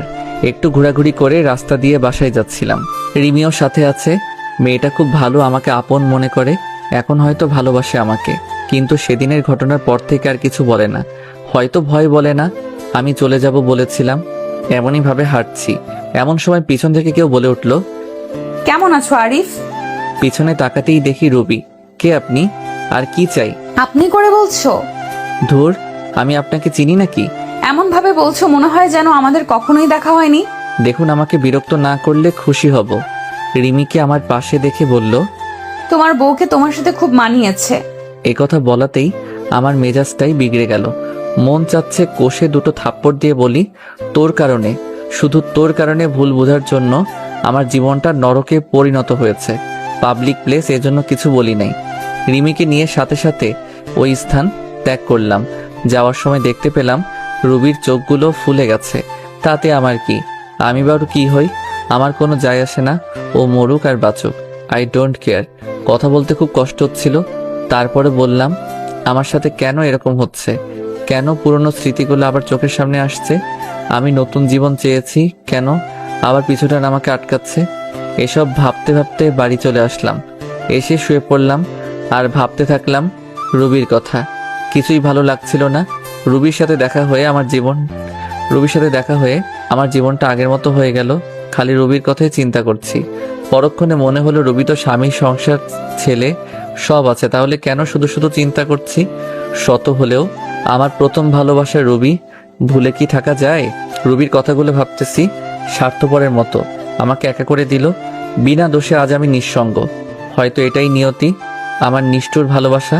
সন্ধ্যায় বের হয়ে গেছি, অনেক রাতে বাসায় ফিরলাম। কলিং বেল বাজাতেই রিমি দরজা খুলে দিল। মনে হয় আমার অপেক্ষায় বসেছিল। একটা মেয়ে আমার খুব কেয়ার নিতেছে। আমার সেদিকে কোনো মনোযোগ নেই। আমার হৃদয়ে শুধু রুবিই থাকবে। এত রাতে বাইরে কি করছিলে? রাতে বাইরে থাকতে নেই, ফ্রেশ হয়ে এসো, আমি খাবার দিচ্ছি। আমি কিছুই বললাম না, চুপচাপ খাবার খেয়ে বিছানায় চলে এলাম। সকালে ঘুম থেকে উঠে ল্যাপটপটা হাতে নিয়ে দেখি একটা ইমেল আসছে। সিন করতেই দেখি আমার ডিপার্টমেন্ট থেকে ইমেলটা এসেছে প্রজেক্টের কাজে। তাই রিমিকে বললাম তাড়াতাড়ি রেডি হতে, অফিসে যেতে হবে। রেডি হয়ে অফিসে রওনা দিলাম দুজনে। ওখানে যে আমি পুরাই শক খেলাম। আমার অফিসের এক্সিকিউটিং অফিসার যে রবি, সেটা দেখে তো আমার মাথা খারাপ হয়ে গেল। এর সাথেই তাহলে আমার প্রজেক্টটা কমপ্লিট করতে হবে। যেখানে বাঘের ভয় সেখানেই সন্ধ্যা হয়। তারপর সবার সাথে আমরা পরিচয় হয়ে নিলাম। তারপর গেলাম রুবির কাছে। রুবি আমাকে দেখে চোখ বড় বড় করে তাকিয়ে আছে, হয়তো ভাবছে আমি এখানে কি করতে আসব। তারপর রুবিকে বললাম আমি হলাম আরিফ, আর আমার পাশে ও হচ্ছে নীলা। আমরা সিলেট থেকে এখানে আসছি এই প্রজেক্টের কাজে। ও আচ্ছা, সেই ব্যক্তিরা তাহলে আপনারা? এরপর কিছু কথা বলে চলে আসলাম। দুপুরে কাজ শেষে আমার ডেস্কে বসে আছি। এমন সময় একটা বাচ্চা ছেলের আনাগোনা দেখলাম। আরে এই তো সেই ছেলে যাকে রুবির সাথে আমি দেখেছি। আমি ডাক দিতে আমার কাছে আসলো। তোমার নাম কি বাবা? এখানে তুমি কার কাছে এসেছো? কেন? আম্মুর সাথে। আম্মু আমাকে প্রতিদিন এখানে নিয়ে আসে। তোমার আম্মুর নাম কি? রবি আক্তার। বুকটা ধক করে উঠল। তাহলে এটা রবির সন্তান। চোখে জল এসে গেল। যদি সবকিছু ঠিক থাকতো তাহলে ছেলেটা আমার হতো। ছেলেকে কোলে নিয়ে একটা পাপ্পি দিলাম। আঙ্কেল, আঙ্কেল, আপনি আমাকে আদর করেন কেন? আপনাকে তো আমি চিনি না। মা বলেছে অপরিচিত কালো কাছে না দিতে। আজ থেকে আমরা বন্ধু। বলো মানুষ আবার বন্ধু হয় নাকি? হয় বাবা, হয়। আচ্ছা ঠিক, এখন আম্মুর কাছে যাই। আম্মু না হয় পকা দিবে। আচ্ছা যাও। রুবির কাছে রোহান যেয়ে বলল, আম্মু, আম্মু, আজ একটা লোক আমাকে খুব আদর করেছে আর বলেছে আমি নাকি তার বন্ধু। ও তাই বুঝি আমার সোনা বাবু? জানো আম্মু, লোকটা খুবই ভালো আর অনেক সুন্দর। সুন্দর মানুষকে সুন্দরই বলে বাবা। আম্মু, স্কুলে প্রতিদিন সবার বাবা আছে, তাদেরকে কত আদর করি। আমার বাবা লাগবে না আম্মু? ছেলের কথা শুনে আমার বুকটা ফেটে যাচ্ছে। আমার নিজের দোষে আজ সন্তানকে বাবা নামক বটগাছের ছায়া থেকে বঞ্চিত করেছি। কি হলো আম্মু? তুমি কাঁদতো কেন আম্মু? রুবি আর কিছু বলে ছেলেকে বুকের সাথে জড়িয়ে ধরলো। মনে মনে বলতে লাগলো, তোর বাবা যে আর কোনোদিন আসবে না। অফিস শেষে সিঁড়ি দিয়ে নামতেছি আমি আর রিমি। এমন সময় রুবিও নামতেছে। আমাকে দেখে অবাক দৃষ্টিতে তাকিয়ে আছে। আমি দেখেও না দেখার ভান করে নামতে লাগলাম। আমি তা জেলাস করার লক্ষ্যে রিমির সাথে হেসে খেলে কথা বলতেছি আর নামতেছি। পিছন ফিরে দেখি যে রুবির চোখ দিয়ে পানি পড়ছে আর শাড়ির আঁচল দিয়ে মুছছে। বারে তাতে আমার কোনো যায় আসে না। স্বামী, সংসার, ছেলে নিয়ে তো ভালোই আছে। রাতে বাসায় ফিরে আসলাম। প্রতিদিনের মতো রিমি আন্টি আজও খাবার নিয়ে টেবিলে বসে আছে। আমাদের দেখে বলল, তোমরা ফ্রেশ হয়ে আসো, আমি খাবার দিচ্ছি। রাতে খাবার খেয়ে ঘুমের রাজ্যে হারিয়ে গেলাম।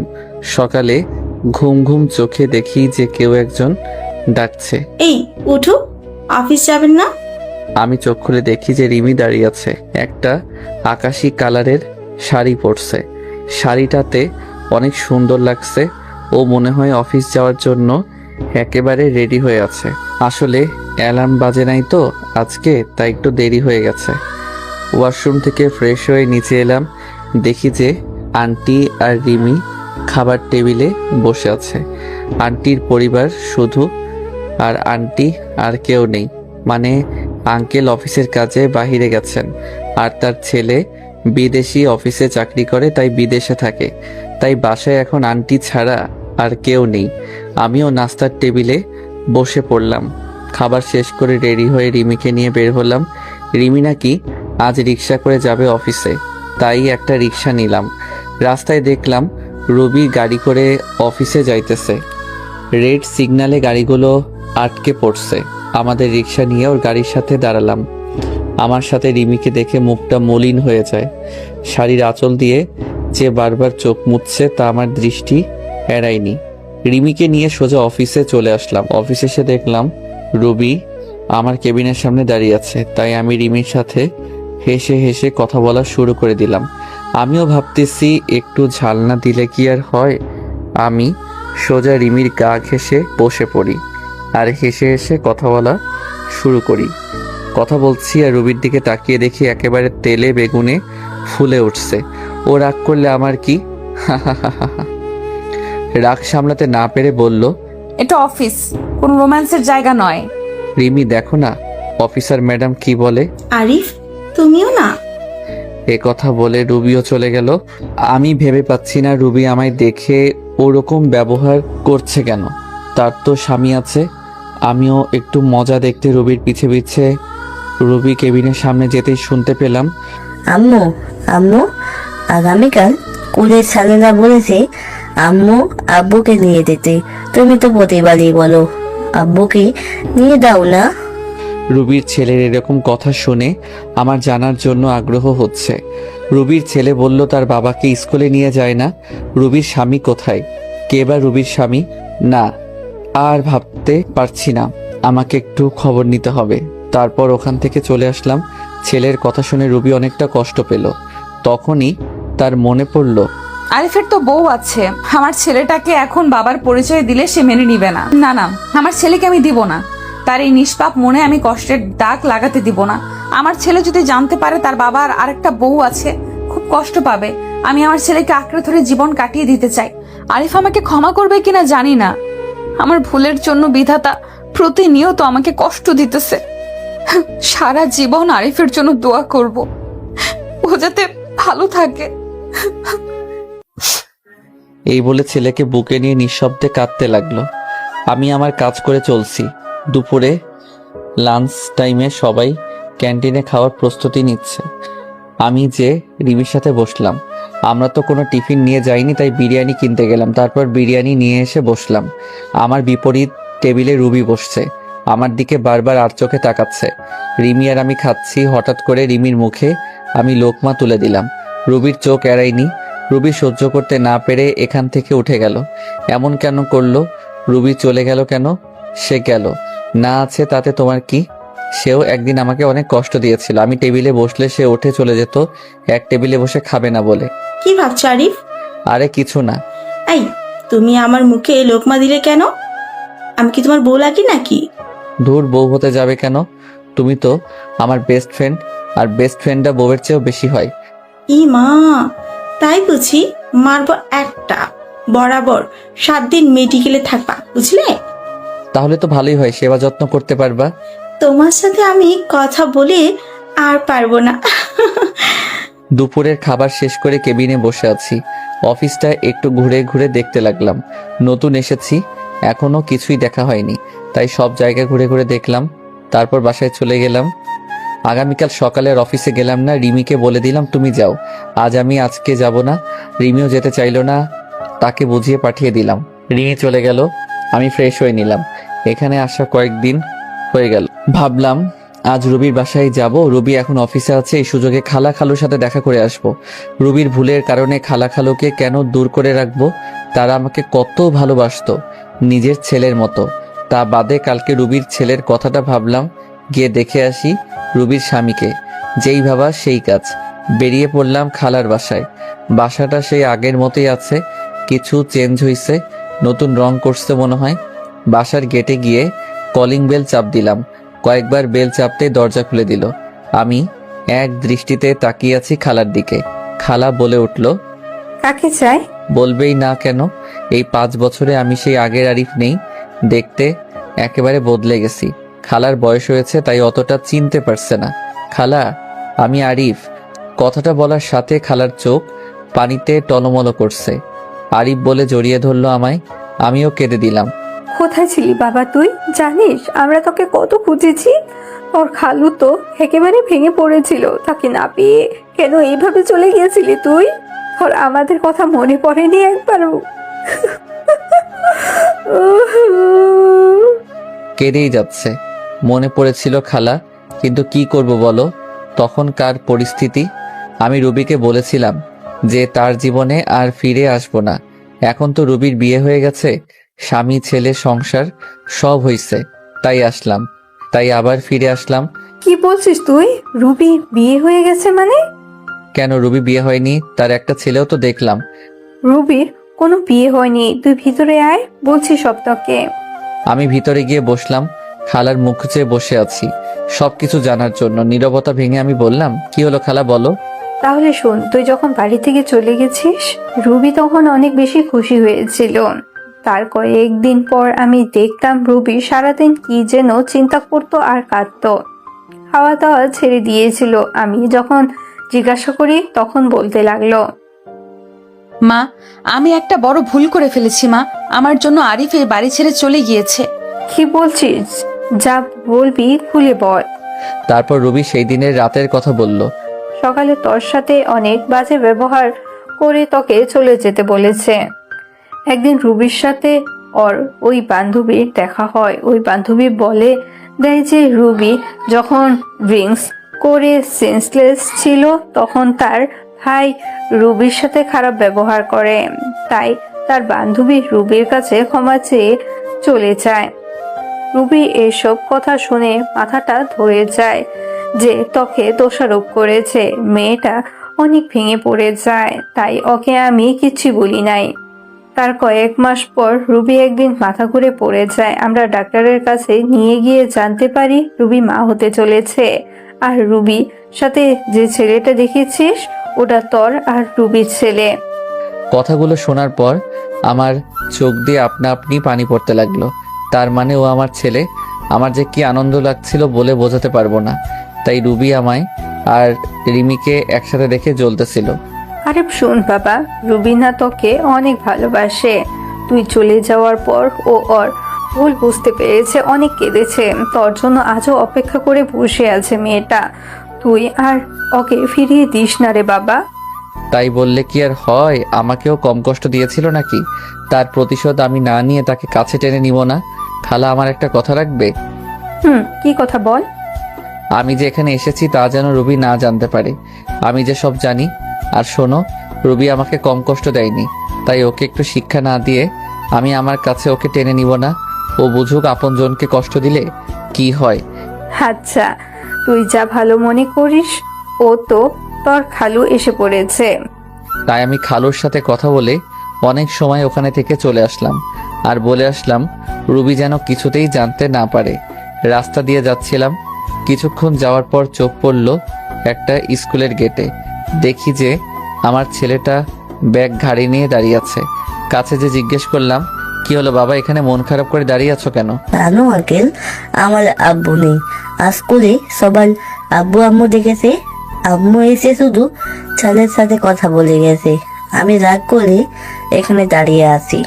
ছেলের কথা শুনে বুকের বাঁ পাশে চিনচিন ব্যথা শুরু হয়ে গেল। মনে মনে বলতেছি আমি তোর বাবাই, শুধু পরিস্থিতির কারণে আজ তোর কাছ থেকে দূরে। ছেলেকে আদর করে দারোয়ানকে বলে স্কুলের গেটের ভিতরে ঢুকিয়ে দিয়ে আসলাম। মনে মনে ভাবতেছি রুবি না হয় নিষ্ঠুর, তাই বলে আমিও নিষ্ঠুর হব? নিজের ছেলের পরিচয় আমার কাছ থেকে গোপন রাখলো। নিজের ছেলের কাছে আমি আজ পিতৃ পরিচয় গোপন রাখলাম। খুব কষ্ট হচ্ছে। মা, আজকে ওই আঙ্কেল আমার স্কুলে এসেছিল, আমাকে অনেক আদর করেছে। এই রকম যদি আমার বাবাই হতো খুব ভালো হতো না মা? রোহান, তোমাকে না বলেছি অপরিচিত কোনো লোকের কাছে না যেতে? আর কোন আঙ্কেল, আমাকে একটু কালকে দেখিয়ে দিও তো। আচ্ছা ঠিক আছে মা। রুবি তার ছেলেকে নিয়ে বাসায় চলে গেল। আমার কথা মতো খালা খালো কেউ বলে নাই যে আমি এখানে এসেছিলাম। পরদিন অফিসে গিয়ে কেবিনে কাজ করতেছি, এমন সময় পিয়ন এসে বলল, রুবি ম্যাডাম আপনাকে ডেকেছে। আমি দেরি না করে চলে গেলাম। আরিফ খান, আপনি কাল অফিসে এলেন না? কতগুলো কাজ ছিল, এভাবে কাজ না করলে প্রজেক্টটা শেষ করবেন কিভাবে? আসলে ম্যাডাম ভুলে গিয়েছিলাম একটু। রাখেন আপনার ভুলে যাওয়া। এত বড় প্রজেক্টের কাজ কোন ভদ্রলোকে যে আপনাকে দিয়েছে আমি তা ভেবে পাচ্ছি না। আর ভুলে তো যাবেনই, সুন্দরী বউকে নিয়ে অফিসে নষ্টি ফুষ্টি করলেই তো সবাই ভুলে যায়। Sorry madam. এমন সময় রোহান এসে বলল, মা, এই আঙ্কেল আমার খুব আদর করে, তুমি কি এনার কথাই বলেছিলাম? রুবি জিজ্ঞাসার সুযোগ দৃষ্টিতে আমার দিকে তাকালো। আমি তার মুখে একটু খুশির ছাপ দেখতে পাচ্ছি। তারপর আবার কঠোর রূপ ধারণ করলো, আমার দিকে তাকিয়ে কথাটা বলল, তোমাকে না বারণ করেছে অপরিচিত ফালতু লোকের কাছে না যেতে? মা, আঙ্কেল খুব ভালো, তুমি ফালতু বলছো কেন? চুপ, একদম চুপ। বেশি পাকনা হয়ে গেছো না? আর এই যে মিস্টার আরিফ, আপনি আমার ছেলের সাথে আর মিশবেন না, এই বলে দিলাম। মুহূর্তের মধ্যে মনটা খারাপ হয়ে গেল। ফালতু কি আমি নাকি তুমি নিজেই? রুবি, খুব বলতে ইচ্ছা করছে। রুবি, কি দেখছো তুমি আমার মাঝে ফালতুর মতো কার্যকলাপ? বলতে গিয়ে আর বললাম না। কেবিন থেকে এক বুক হতাশা নিয়ে বেরিয়ে আসলাম। মা হয়ে কেমনে নিজের ছেলেকে তার বাবার সাথে মিশতে দেয় না, খুব কষ্ট লাগছে। আচ্ছা, আমিও তোমাকে বুঝিয়ে দিব রুবি কষ্টের উপলব্ধিটা কেমন। অফিস শেষে রিমিকে বললাম আমার সাথে ঘুরতে যাবে নাকি। রিমিও রাজি হয়ে গেল। আমি আর রিমি একটা পার্কে বসে আছি। আমার মনটা খারাপ দেখে রিমি জিজ্ঞেস করলো, মন খারাপ কেন আরিফ? কই কিছু না তো, এমনি। আচ্ছা একটা কথা বলো তো আরিফ। কি? রুবি ম্যাডাম কিছুদিন থেকেই তোমাকে চোখে চোখে রাখছে। আমার সাথে হেসে হেসে কথা বলে প্রচুর রাগ হয়। সেদিন আমাকে জিজ্ঞেস করলো, তোমাদের আচরণ দেখে মনে হলো স্বামী স্ত্রী, কতদিন হয়েছে তোমাদের বিয়ে হওয়ার? আরো অনেক কথা বলেছে। আচ্ছা, তোমার সাথে রুবি ম্যাডামের কোনো সম্পর্ক আছে নাকি? আমি দীর্ঘশ্বাস ফেলে জবাব দিলাম, থাক না ওসব কথা। বলো না আরিফ। আমি তোমাকে আমার স্ত্রীর কথা বলেছিলাম না? রুবি সেই আমার স্ত্রী। কথাটা বলতেই রিমি অবাক হয়ে গেল। এই হচ্ছে তোমার বউ? আমি রুবিকে সব কিছু বলবো, ও তোমাকে মেনে নিবে। কিচ্ছু বলতে হবে না তোমাকে, যা করার আমি করব। তারপর রিমিকে বললাম, তুমি শুধু অফিসে আমার সাথে প্রেমের অভিনয় করবা, এতটুকু। অনেকক্ষণ নীরব থেকে রিমি মাথা নেড়ে হ্যাঁ জবাব দিল। রাতে দুজনে একসাথে বাসায় ফিরে আসলাম। খাওয়া দাওয়া শেষ করে বিছানায় শুয়ে পড়লাম। কি করব কিছুই বুঝতে পারছি না। ভাবতে ভাবতে ঘুমিয়ে পড়লাম। সকালে ঘুম ভাঙলো অ্যালার্মের শব্দে। তারপর রিমি ফুপু নাস্তা দিল, খেয়ে অফিসের উদ্দেশ্যে বেরিয়ে গেলাম। অফিসে পৌঁছে রিমিকে বললাম, তুমি ভিতরে যাও, আমি একটু পাশের দোকান থেকে আসছি। কিছু সময় পর অফিসে ঢুকলাম। গিয়ে দেখি রিমি আর রুবি বসে বসে কাজ করছে। এই জানো কি করছো ওখানে? তুমি এখানে কেন? চলো আমার কেবিনে চলো। রুবির দিকে তাকিয়ে দেখি রাগে লাল হয়ে গেছে, মনে হচ্ছে এখনই চিবিয়ে খেয়ে ফেলবে। ও বাবু, দেখছো না কাজ করছি, পরে যাব। হ্যাঁ, এত বড় লোকটাকে বাবু বলছে। বিড়বিড় করে বলল, আচ্ছা জানো আমি এখন যাই। মা, একটা ফ্লাইং কিস ছুঁড়ে মারলাম। ভালো লাগছিল না, তাই অফিসের ছাদে গেলাম। গিয়ে দেখি আমার ছেলে একটা বল নিয়ে খেলছে। আমাকে দেখা মাত্রই আমার কাছে আসলো। তোমার আম্মু বকা দিবে না আমার কাছে আসছো যে? আম্মু অনেক পতা, আমার সাথে অনেক লাগ করে। তাই বুঝি বাবা, ছেলেকে নিয়ে ছাদে দাঁড়িয়ে আছি। এমন সময় রুবি আসলো ছেলের খোঁজে। তোমাকে না বলছি এখানে না আসতে? বাবু আসলে কেন? দাঁড়াও রুবি। অনেকটা অবাক হলো আমার কথা শুনে। এই সন্তান কার? আমার আর আমার স্বামীর। কেন, আপনার কি হয়েছে? তা তোমার স্বামীটাকে জানতে পারি? আপনাকে না জানলেও চলবে। আপনি কে হন যে আপনাকে বলবো? এই কথা শুনে নিজের রাগ কন্ট্রোল করতে পারিনি। ঠাস ঠাস করে দুটো বসিয়ে দিলাম। রুবির চোখ দিয়ে পানি পড়তেছে, গাল দুটো ফুলে লাল হয়ে গেছে। এই সন্তানটা কার? সত্যি করে বলো রুবি, না হয় আমার চেয়ে কেউ খারাপ হবে না। তোমাকে বলে কি লাভ? আর কি বা হও তুমি আমার? তাচ্ছিল্যের হাসি দিয়ে বললাম, ন্যূনতম যে স্ত্রী স্বামীকে মানে না, স্বামীর চরিত্রহীন বলে গালি দিয়ে বাসা থেকে বের করে দেয়, তার কপালে আর যাই হোক স্বামী জুটবে না। শুনলাম তোমার নাকি বিয়ে হয়নি, তাহলে এই ছেলেটা আসলো কোথা থেকে? না জানি কার সাথে কি করে বেড়াইছে। ছি, এ কথা বলার সাথে সাথে রুবি আমার কলার চেপে ধরলো আর বলতে লাগলো, মুখ সামলে কথা বলো আরিফ, আর একটাও বাজে কথা বললে খুন করে ফেলবো। আমি এক ঝটকায় নীলার হাত ছাড়িয়ে পিছন থেকে হাত দুটো মুচড়ে ধরে বললাম, সত্য কথা বললে তো গায়ে লাগবেই। আমার লাগছে, ছাড়ো প্লিজ। ছাড়ার জন্য তো ধরিনি, আগে বলো আমার কথাটা সত্য নাকি মিথ্যা। রুবি চুপ করে আছে, তাহলে আমি ধরে নিব সব সত্য। তোমার যা ইচ্ছে মনে করতে পারো, প্লিজ আমার হাত ছাড়ো, লাগছে খুব। ওয়েট এত অস্থির হচ্ছ কেন? সবে তো শুরু, আগে বলো এই সন্তান কার? কি হলো বলো না কেন? আরে বলছো না কেন? কি হলো বলো। জোরে একটা ধমক দিয়ে বললাম। রুবি শুধু কেঁদেই চলেছে। আঙ্কেল তুমি মাকে ছেড়ে দাও, মা অনেক কষ্ট পারতে। ছেলের কথা শুনে আর ধরে রাখতে পারলাম না, ছেড়ে দিলাম। রুবি ছাড়া পেয়ে ছেলেকে জড়িয়ে ধরে কাঁদতে লাগলো। শক্ত করে জড়িয়ে ধরে আছে, মনে হচ্ছে আমি ছো মেরে তার ছেলেকে নিয়ে যাব। রুবি ছেলেকে জড়িয়ে ধরে শুধু কেঁদে চলছে। আমি আবারও জিজ্ঞেস করলাম, রুবি এই সন্তানটা কার? কি হলো বলছো না কেন? ও বলবে বা কেন? নিশ্চয়ই কোনো আকাম কুকামের ফসল। রুবির চোখ দিয়ে শুধু পানি পড়ছে। আমি এই কথা বলে ওই স্থান ত্যাগ করলাম। অফিসে বসে নিজের কাজে মনোযোগ দিলাম। রুবি মনে মনে কথাগুলো বলতেছে। বলবো না আরিফ, আমি কিছুতেই আমার সন্তানের কথা তোমাকে বলবো না। এই সন্তান শুধুই তোমার। তোমাকে বললে আমার সন্তানকে তুমি নিয়ে যাবে। আমি মা হয়ে এটা কিছুতেই সহ্য করতে পারবো না। এই জীবনে আমার নিজের দোষে তোমার ভালোবাসা হারিয়ে আজ আমি নিঃস্ব। এই সন্তান এখন আমার একমাত্র সম্বল। আমি যে আমার ছেলেকে ছাড়া বাঁচবো না। মা তুমি কি ভাবতো? ওই আঙ্কেলটা তোমাকে কেন বলেছে? বলো না মা, বলো না। এতটুকু বাচ্চাকে কি বলবে রুবি? নিজের করা ভুলগুলো। আর এই অবুঝ বাচ্চা কি বা বুঝবে? কিছু না বাবা, এমনি তো কেউ মারে না মা। স্কুলে স্যারেরা পড়ানা দিতে পারলে খুব মারে। তুমি নিশ্চয়ই আঙ্কেলের কাছে পড়া দিতে পারো নাই, তাই তোমাকে মেলেছে। ছোট বাচ্চার মনের পরিধি যতটুকু সে হিসেব করে বলছে কথাটা। রুবি কিছু না বলে ছেলেকে কোলে করে নিচে নেমে এলো।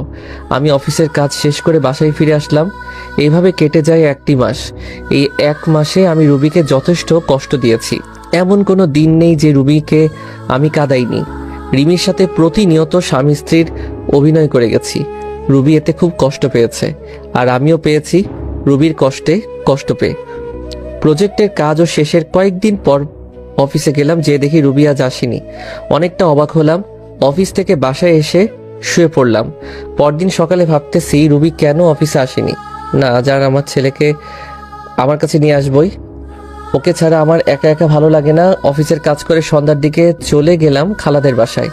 বাসায় গিয়ে কলিং বেল বাজাতেই রোহান মানে আমার ছেলে দরজা খুলে দিল। আমাকে দেখে খুশিতে বলল, আঙ্কেল। এমন সময় রুবি রান্নাঘর থেকে বেরিয়ে আসলো। আমাকে দেখে অনেকটা অবাক হয়ে গেল। এখানে কেন এসেছো? আমার ছেলেকে নিয়ে যেতে এসেছি। তুমি যতই ওর কাছ থেকে আমার পরিচয় গোপন করো না কেন, লাভ নেই। কে তোমার ছেলে? খবরদার আমার ছেলেকে ছোবে না। এটা আমারই ছেলে রুবি। না না মানে এক্ষুনি ডিএনএ টেস্ট করব। তোমার যাই ইচ্ছে করো, আমার ছেলেকে আমি কোথাও যেতে দিব না। এই বলে রোহানকে জড়িয়ে ধরলো রুবি। আমি হ্যাচকে একটা টান দিয়ে রোহানকে নিয়ে আসলাম নিজের কাছে।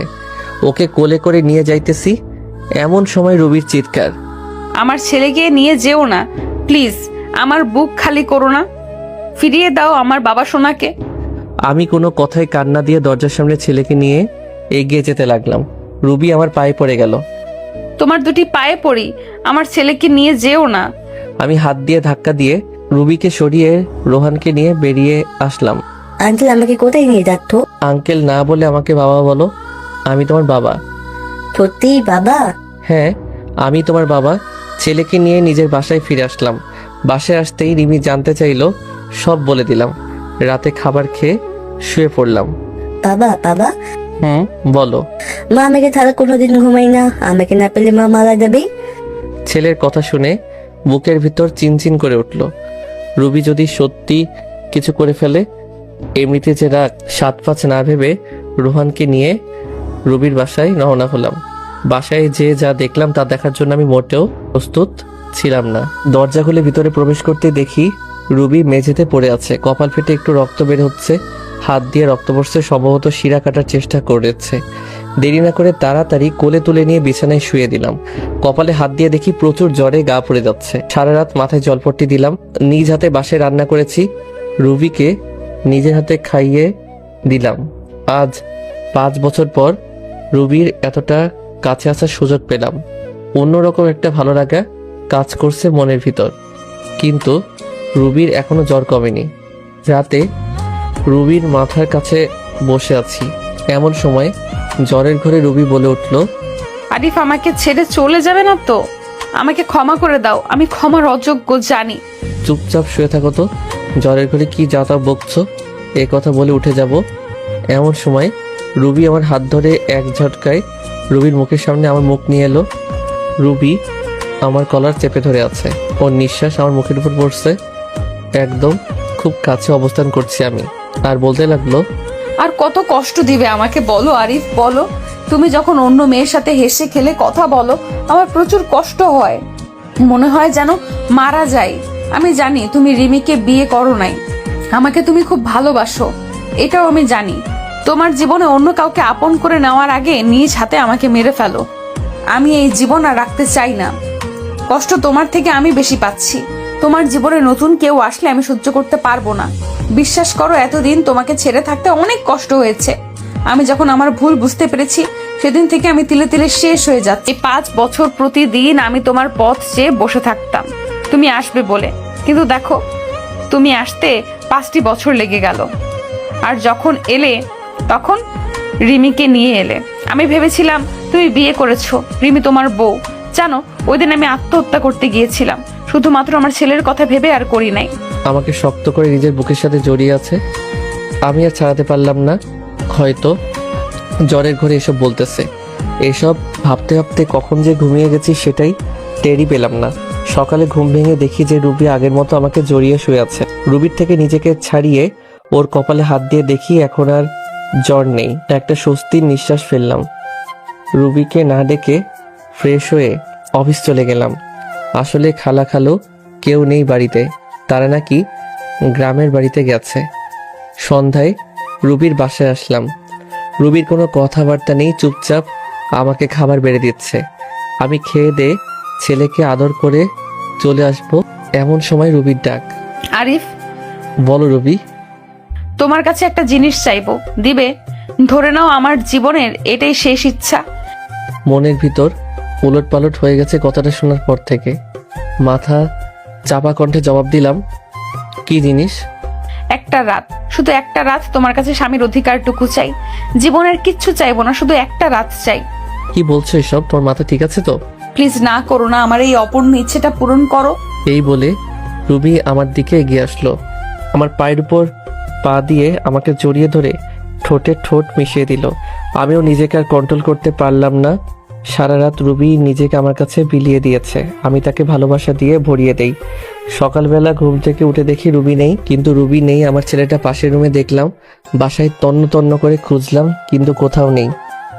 গেলটা কই? আমার মনে হচ্ছে রুবিকে আমি হারিয়ে ফেলেছি।